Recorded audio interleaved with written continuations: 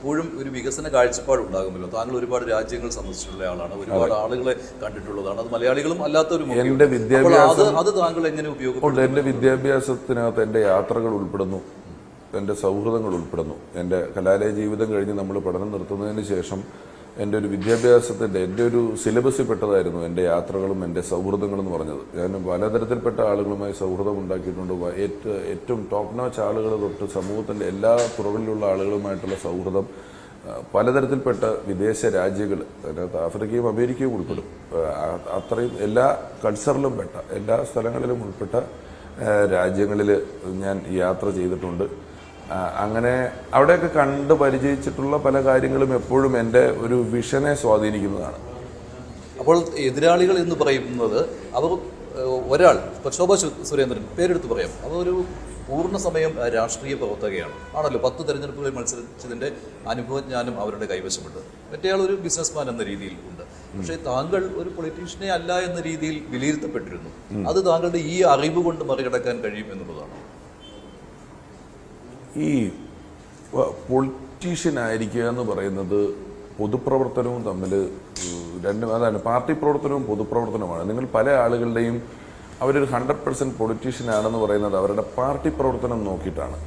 ശരിക്കും രാഷ്ട്രീയം പൊതുപ്രവർത്തനം ആണ് മെയിൻ. 20% പാർട്ടി പ്രവർത്തനവും 80% പൊതുപ്രവർത്തനവുമാണ്. പൊതുപ്രവർത്തന രംഗത്ത് ഞാനുണ്ടായിരുന്നു. പിന്നെ ഞാനത് വിസിബിൾ ആക്കണമെന്ന് എനിക്ക് ആഗ്രഹമില്ലായിരുന്നു.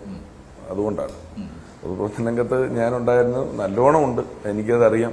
പക്ഷേ ഞാനത് വിസിബിളായിട്ട് ചെയ്യുന്നില്ല. കാരണം പല കാലത്തും ഞാൻ പറഞ്ഞല്ലോ, വർത്തമാനകാലം നന്മ സംശയിക്കപ്പെടുന്ന ഒരു കാലമാണ്.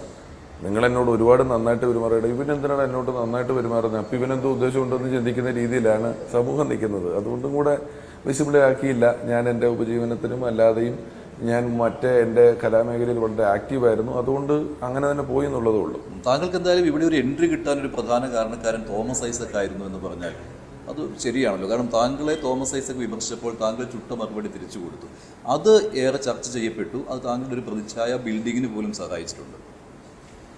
ഞാൻ അതിനെക്കുറിച്ച് ശ്രദ്ധിച്ചിട്ടില്ല കാര്യമായിട്ട്. അദ്ദേഹത്തിന് പിന്നെ എനിക്ക് തോന്നുന്നു മഞ്ജുഷ പറഞ്ഞ പോലെ അതൊരു ചുട്ട മറുപടിയൊന്നും ആയിരുന്നില്ല. അതൊരു ചുടാത്ത മറുപടി മാത്രമാണ്.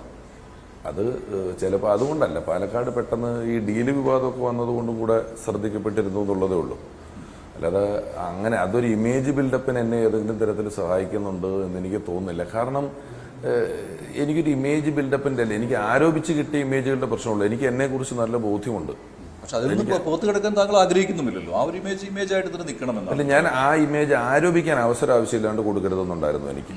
നമ്മൾ ചില ആളുകളെ ഒരു കാറ്റഗറീസ് ചെയ്തിട്ട് ആ കാറ്റഗറി ഉപയോഗിച്ചിട്ട് അയാളെ ഇകഴ്ത്താൻ വേണ്ടി ആ കാറ്റഗറി ഉപയോഗിക്കുക എന്ന് പറയും.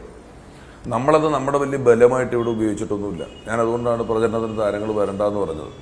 അത് മമ്മൂട്ടി വരണമെന്ന് താങ്കൾ പറഞ്ഞു. അല്ല പ്രചരണത്തിന് വരുമോ എന്ന് ചോദിച്ചു. ഇല്ല എന്ന് പറഞ്ഞു. ജയിച്ചാൽ കൊണ്ടുവരുമോ എന്ന് ചോദിച്ചു. അത് വേണം ചെയ്യാന്ന് പറഞ്ഞു. ചോദിച്ചു പറയിച്ചതാ.